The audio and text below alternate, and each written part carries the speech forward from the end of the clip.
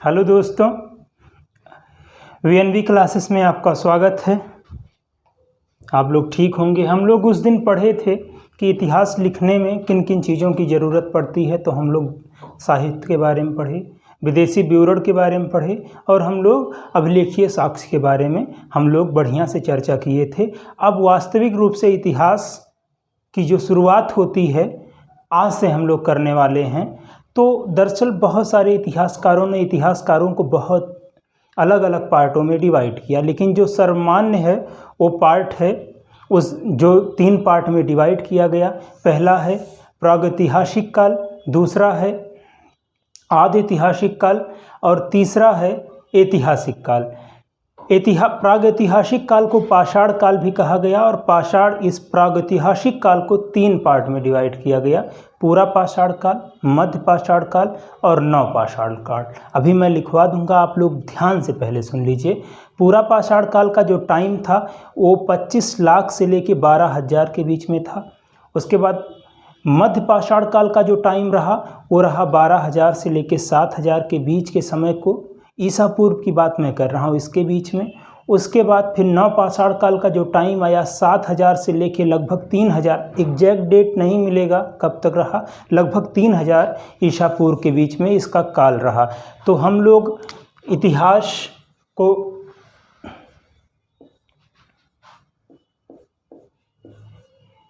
पढ़ेंगे। इतिहास को 3 पार्टों में डिवाइड किया, जो प्रागैतिहासिक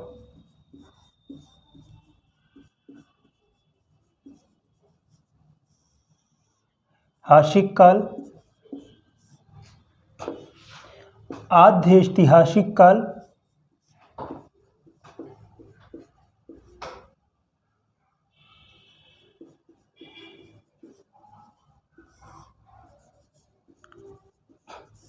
उसके बाद तीसरा है ऐतिहासिक काल। प्रागैतिहासिक काल में जो लोग थे यहाँ से पुरातात्विक साक्ष्य तो मिला, पूरा तत्व तो मिले हैं, लेकिन लिखित साक्ष्य नहीं मिले हैं।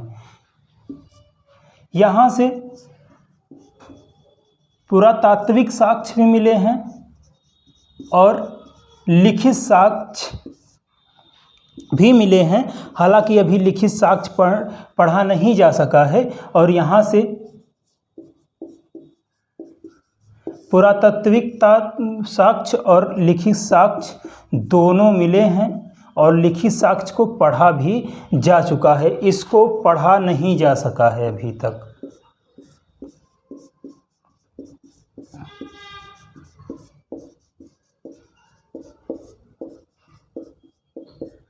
ठीक है, इतिहास को 3 पार्टों में डिवाइड किया गया। पहला प्रागैतिहासिक काल, दूसरा आदि ऐतिहासिक काल और तीसरा ऐतिहासिक काल। प्रागैतिहासिक काल के अंतर्गत आज हम लोग प्रागैतिहासिक काल के बारे में पढ़ेंगे। इसमें पुरातात्विक साक्ष्य मिला है लेकिन लिखित साक्ष्य नहीं मिला है। आदि ऐतिहासिक काल में पुरातात्विक साक्ष्य भी मिला है और लिखित साक्ष्य भी मिला है, लेकिन अभी तक पढ़ा नहीं जा सका है। तीसरा है ऐतिहासिक काल, जिसमें पुरातात्विक साक्ष्य मिला है और लिखित साक्ष्य भी मिला है इसके अंतर्गत। तो इतिहास को 3 पार्ट में डिवाइड किया गया, आप लोग देख लीजिए। प्रागैतिहासिक काल, आदि ऐतिहासिक काल और ऐतिहासिक काल। पुरातात्विक साक्ष्य किसी भी कालखंड में मिलते ही हैं, लिखित साक्ष्य प्रागैतिहासिक काल में नहीं मिला। आज हम लोग पढ़ेंगे प्रागैतिहासिक काल, इतिहास का पहला भाग।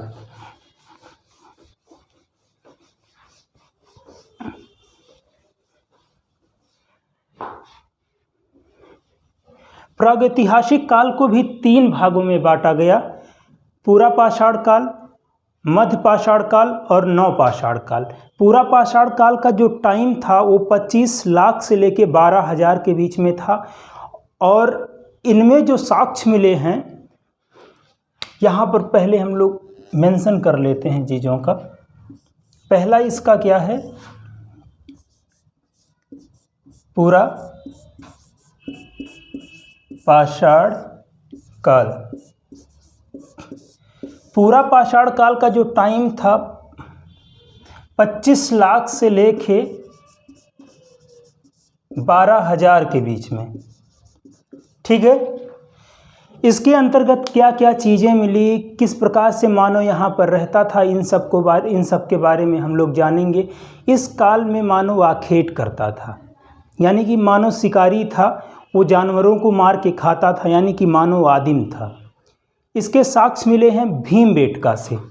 जो इम्पोर्टेंट सवाल बनेंगे हम यहीं पर बताते चलेंगे। भीमबेटका से पूरा पाषाण काल का पहला जो साक्ष्य मिलता है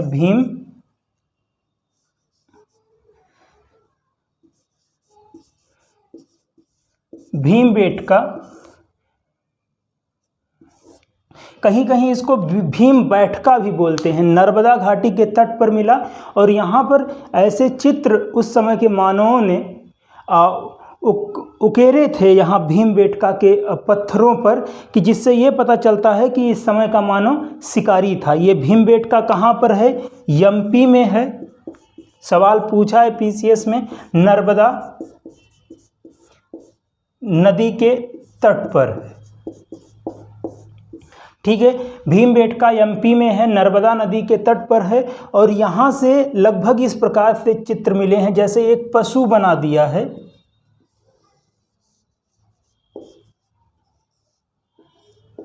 एक पशु बना दिया है, और एक ऐसे एकदम रेंडमली, जैसे एक कक्षा 1 कक्षा 2 का बच्चा बनाता है उस प्रकार से, और इसको हाथ बना के एक ऐसे इसमें कुठार लगा दिया है कि ये प्रतीत होता है कि जानवर का शिकार मानव कर रहा है। इससे ये प्रतीत होता है कि मानव इस काल में आखेट करता था, यानी कि मानव शिकारी था, और ये मानव शिकारी था। उसके बाद में हम लोग इसको मिटा देते हैं।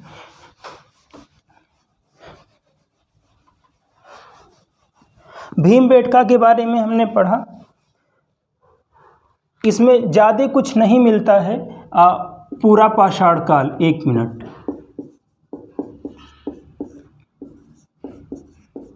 पहला क्या है? मानव आखेट करता था, यानी कि मानव शिकारी था, पशुओं का शिकार करके अपना जीवन निर्वाह कर रहा था। इस प्रकार के साक्ष्य हमको कहाँ से मिले हैं? इस प्रकार के साक्ष्य हमको मिले हैं भीमबेटका मध्य प्रदेश से। ठीक है, अब पूछता है, कभी कभी सवाल ये पूछा है कि भीमबेटका जो मध्य प्रदेश से ये चीज़ें मिली हैं, इसका चित्र कैसा था? तो इस चित्र को बोलते हैं शैलाश्रय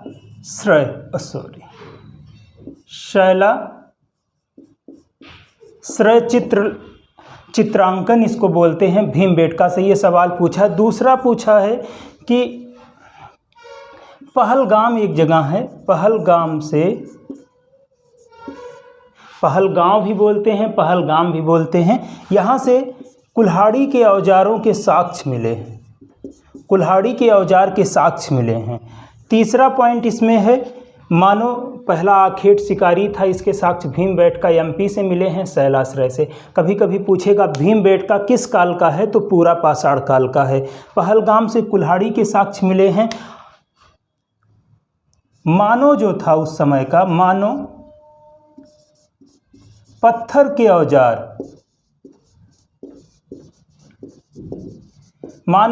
के औजार यूज़ करता था, प्रयोग करता था, और ये बड़े बड़े हुआ करते थे।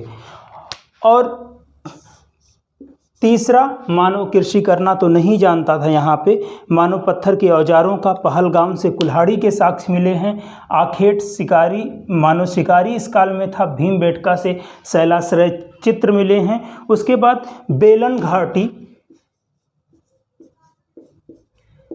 घाटी से भी मानव के शिकारी होने का प्रमाण मिलता है। बेलन घाटी से मानव के शिकारी होने का प्रमाण मिलता है। उसके बाद यहाँ से एक बहुत इम्पॉर्टेंट चीज़ आती है। इसी काल में मानव आग की खोज कर लिया था। मानव ने क्या कर लिया था? आग की खोज कर लिया था, लेकिन प्रयोग करना नहीं जानता था। इस काल में इक्का दुक्का हो सकता है, लेकिन कोई भी साक्ष्य नहीं मिलते कि इस काल में मानव आग की खोज तो कर लिया था लेकिन इसका प्रयोग करना नहीं जानता था। तो अब सवाल बनते हैं चीज़ें कि पूरा पाषाण काल का टाइम क्या था। तो अभी हमने बताया 25 लाख से लेके 12,000 के बीच में। इसके इम्पोर्टेंट की पॉइंट या फैक्ट क्या हैं। तो आखेट मानव आदिम था, आखेट करता था, आदिम था, आदिम मानव या आदि मानव। भीमबेटका एमपी से जो साक्ष्य मिले हैं वो शैलाश्रय उसको बोलते हैं। ये सवाल पूछा भीमबेटका कहाँ है, मध्य प्रदेश में है। किस प्रकार से जो चित्र यहाँ से मिले हैं किस प्रकार के साक्ष्य हैं, शैलाश्रय के। पहलगाम से क्या मिला है, कुल्हाड़ी के साक्ष्य। मानव पत्थर के औजार अपेक्षाकृत बड़े प्रयोग करता था, आग की खोज की जा चुकी थी। इतना आपको समझ में आया पूरा पाषाण काल। अब प्रागैतिहासिक काल का दूसरा पार्ट जो होता है वो होता है मध्य पाषाण काल। मानव धीरे धीरे सभ्य होने का क्रम जारी रहा, मानव का थोड़ा सा मानव और सभ्य हो गया। किसमें, मध्य पाषाण काल में। इसका जो टाइम था 12,000 से लेके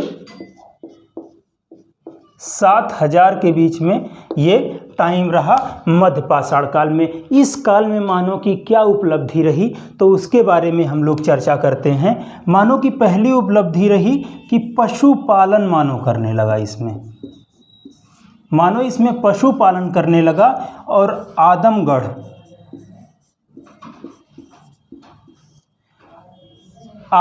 और बागोर। मानव पहली उपलब्धि मानव की रही, मानव पशुपालन करने लगा और इसके साक्ष्य कहाँ से मिले हैं, भेड़ और बकरी पालन करता था मानव। भेड़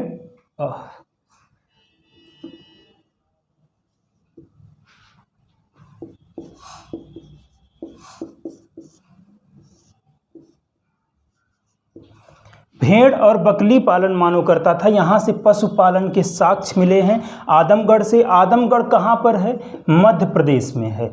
बागोर कहाँ है, भीलवाड़ा जिला, राजस्थान।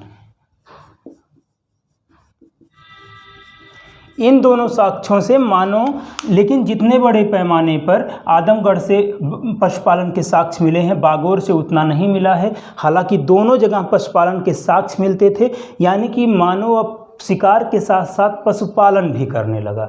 ठीक है, तो पशुपालन के साक्ष्य कहाँ से मिले, आदमगढ़ से सवाल पूछता है बार बार, और बागोर से मिले। ये भी सवाल बनता है कि किस काल में मानव पशुपालन करने लगा, तो मध्य पाषाण काल में। कहाँ से ऐसी जगह मिली है, तो आदमगढ़। कभी ये पूछ लेगा कि आदमगढ़ किस राज्य में है, तो मध्य प्रदेश है। और अगर बागोर के बारे में पूछता है तो वो कहाँ पर है, राजस्थान में है। मानव ने पहला पालतू जो पशुपालन में शुरुआत किया, भेड़ बकरी पालन से शुरुआत किया। दूसरा इसका पॉइंट है,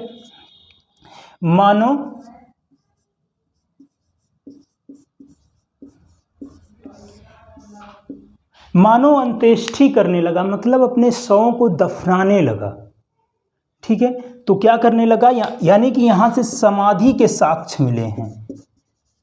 समाधि का पहला साक्ष्य जो मिलता है वो मध्य पाषाण काल से मिलता है। मानव शव हो गया, अपने शवों को, मृत शरीर की अंत्येष्टि करने लगा, समाधि के साक्ष्य मिले हैं यहाँ से। उसके बाद मानव ने यहाँ से पशुपालन मानव करने लगा, अंत्येष्टि करने लगा। उसके बाद यहाँ पर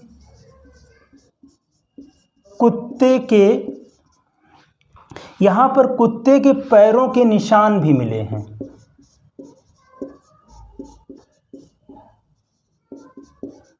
निशान मिले हैं, लेकिन इसको पालतू बनाए जाने का साक्ष्य नवपाषाण कालीन बस्ती में मिलता है। तो ठीक है, मध्य पाषाण काल में पशुपालन के साक्ष्य मिले, आदमगढ़ से भेड़ बकरी पालते थे, मध्य प्रदेश में है। बागोर भीलवाड़ा जिला, राजस्थान, यहाँ से ही पशुपालन के साक्ष्य। अंत्येष्टि करते थे इस यहाँ के लोग, यानी कि समाधि के साक्ष्य मिले हैं। सर्वप्रथम कुत्ते के पैरों के निशान मिले हैं।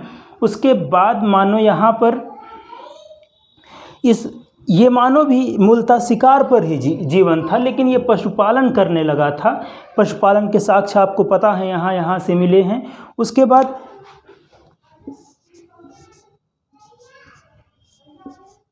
नाहर सराय, महदहा,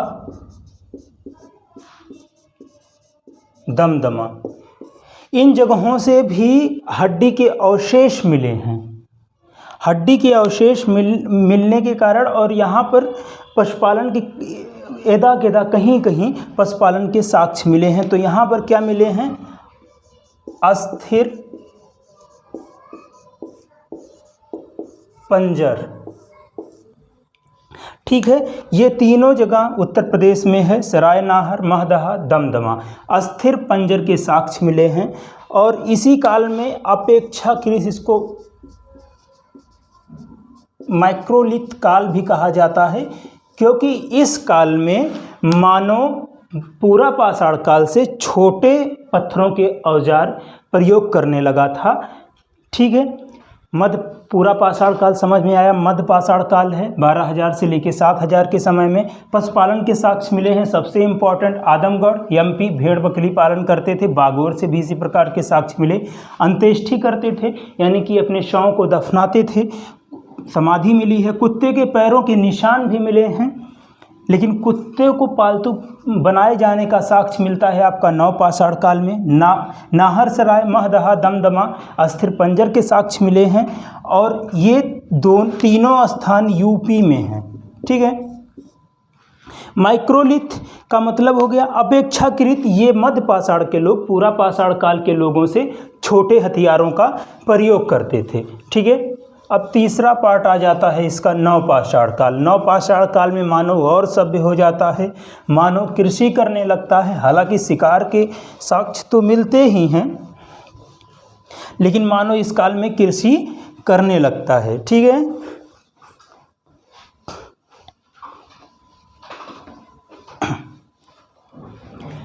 तीसरा है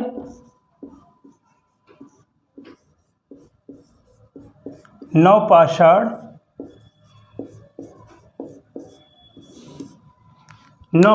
काल।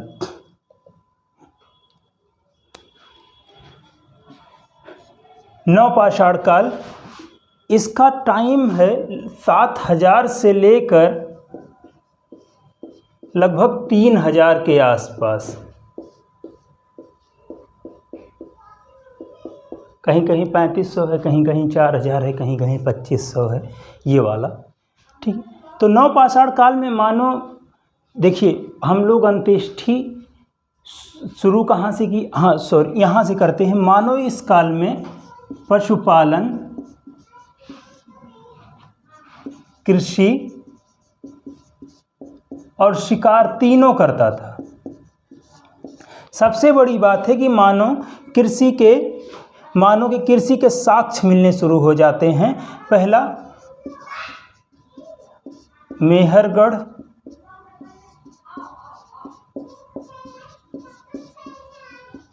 कोल्डिहवा।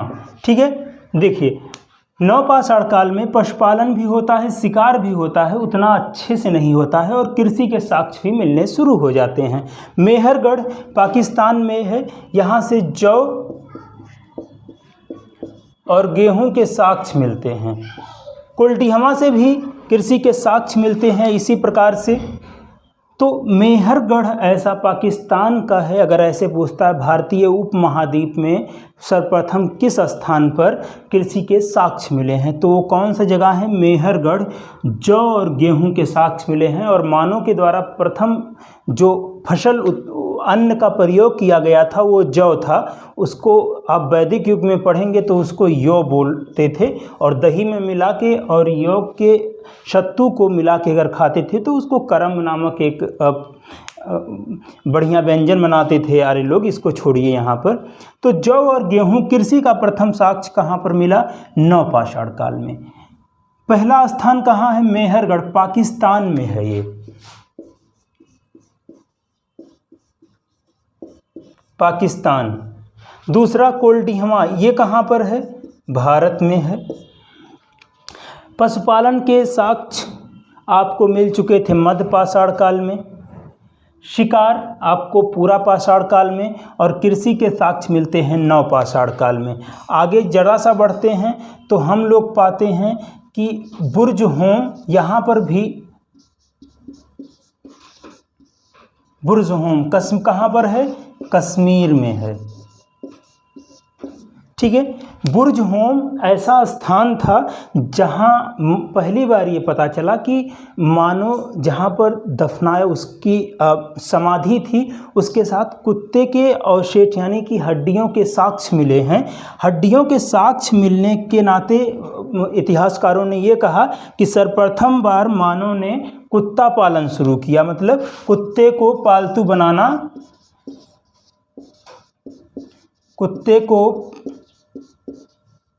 पालतू बनाना सीखा, कुत्ते को पालतू बनाया। और कश्मीर के बुर्ज़होम में मानव के साथ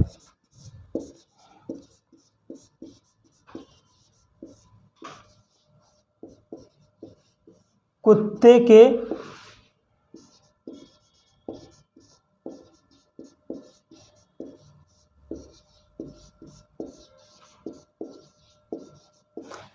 मानव के साथ कुत्ते के दफन होने के साक्ष्य मिले हैं। कहाँ से? बुर्ज़होम से, कश्मीर में है ये। ठीक है,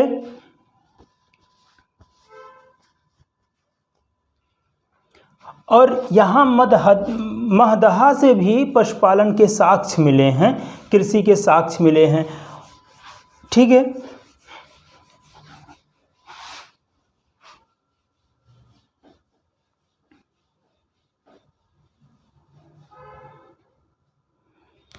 उसके बाद इसी काल में मानव ने सर्वप्रथम बार पहिए का आविष्कार किया। आग का आविष्कार आपका पूरा पाषाण काल में, पहिए का आविष्कार आपका, दरअसल ये दोनों एक क्रांति थी। यहाँ पर आभूषण मिले हैं, किसके? पत्थर। आज ही महिलाओं के, पुरुष भी पहनते हैं आभूषण, महिलाओं को ज़्यादा पसंद है। उस काल में भी पत्थर और हड्डी से बने हुए आभूषण के साक्ष्य मिले हैं। ठीक है, पहिए का आविष्कार कहाँ पर किया गया? तो नव पाषाण काल। आभूषण, पत्थर, हड्डी के आभूषण मिले हैं, जो एक नए शोध के अनुसार, दरअसल ये काल जो रहा, इसी काल में मानव एक जगह पर खाद्य संग्राहक बन गया।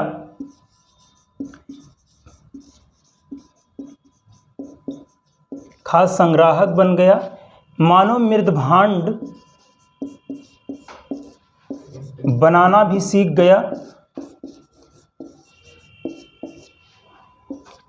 खाद्य संग्राहक बन गया, मृदभांड। हालांकि कृषि के साथ 7000 ईसा पूर्व मिलते हैं, लेकिन मृदभांड बनाने का जो सबसे प्राचीन अभी तक जानकारी मिली है वो है 5000 ईसा पूर्व के आसपास। पहले मानव कृषि किया होगा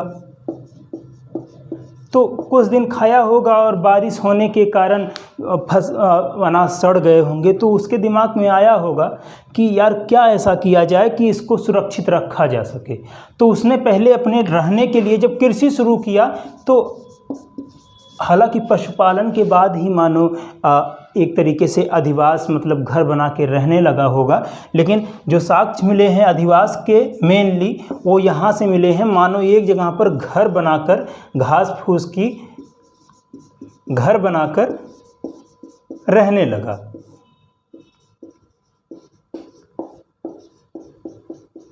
ठीक है, ये सारी चीज़ें एक मानव का धीरे धीरे एक समुचित व्यवस्था में, एक अच्छी व्यवस्था में रहने का कर्म आज तक जारी है और मानव अपनी सुविधा के लिए चीज़ें करता रहा।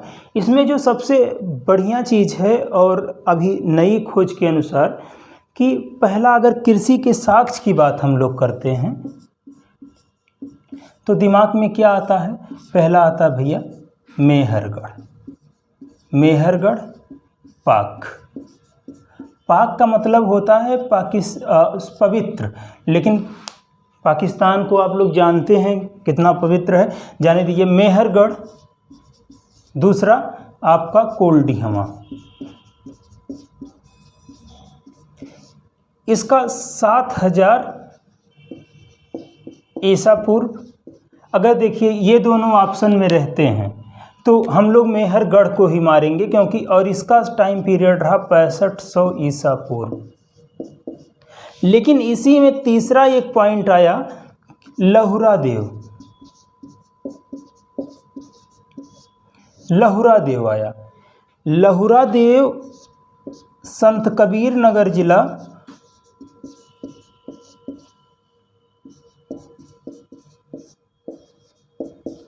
उत्तर प्रदेश में है, यूपी, और यहाँ से लगभग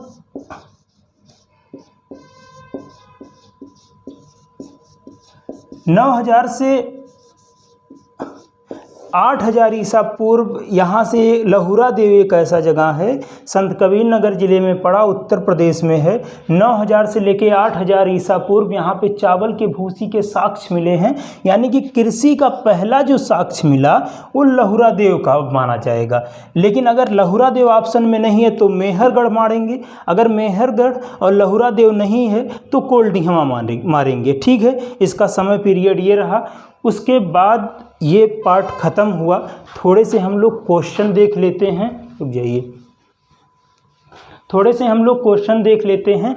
जैसे एक राख के टीले का साक्ष्य कहाँ से मिला है, ऐसे ही थोड़ा सा नॉर्मली सवाल है। राख के टीले का साक्ष्य, तो ये कहाँ से मिला है, शंगनकल्लू से। और ये कहाँ पर है, ये है कर्नाटका में। ठीक है, संगनकल्लू से इस प्रकार के साक्ष्य मिले हैं। मैसूर जिला में है ये। और एक चीज़ और पूछता है कभी कभी कि महाराष्ट्र के लोग, यानी कि महाराष्ट्र के लोग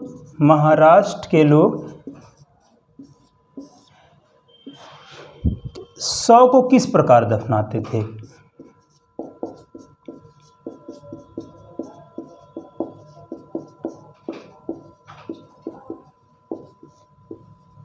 तो उत्तर से दक्षिण दिशा में दफनाते थे।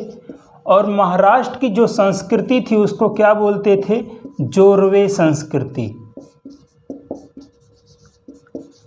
ठीक है, क्या बोलते थे, महाराष्ट्र के 100 को किस प्रकार दफनाते थे। अगर ऐसे सवाल पूछते हैं तो आप जोरवे संस्कृति के अंतर्गत इसको रखेंगे। और एक और पूछता है तो मिटा देते हैं। ठीक है, अगर जोरवे संस्कृति के बारे में पूछता है तो महाराष्ट्र से संबंधित है और यहाँ के लोग 100 को किस प्रकार दफनाते थे, तो ये भी चीज़ें हैं। अभी आपसे पूछ लेता है कि भारतीय पुरातत्व एवं सर्वेक्षण विभाग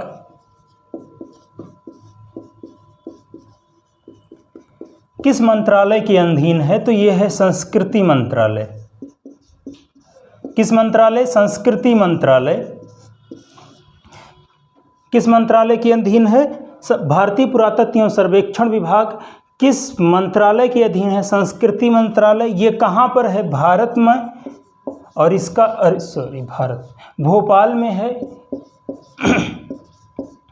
और इसका नाम अब क्या हो गया है, इंदिरा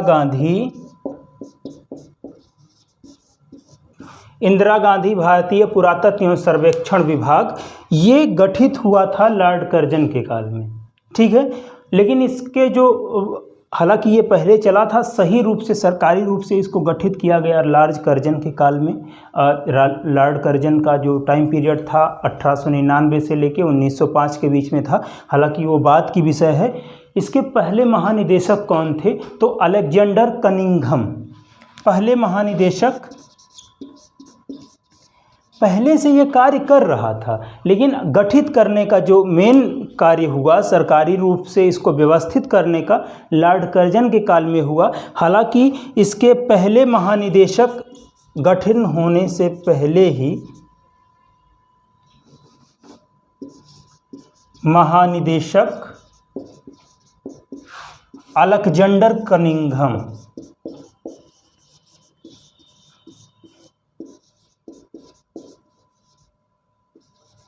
आपको पता होगा कि अलेक्जेंडर किसका नाम था? सिकंदर महान का नाम था। विश्व विजेता सिकंदर का जो मेन नाम था वो नाम था अलेक्जेंडर। पशुपालन का साक्ष्य मध्य पाषाण काल में मिला। मानव के साथ कुत्ते के दफनाए जाने का साक्ष्य आपको नव पाषाण काल बुर्ज होम से मिला। ये सारी चीज़ें हैं, ठीक है।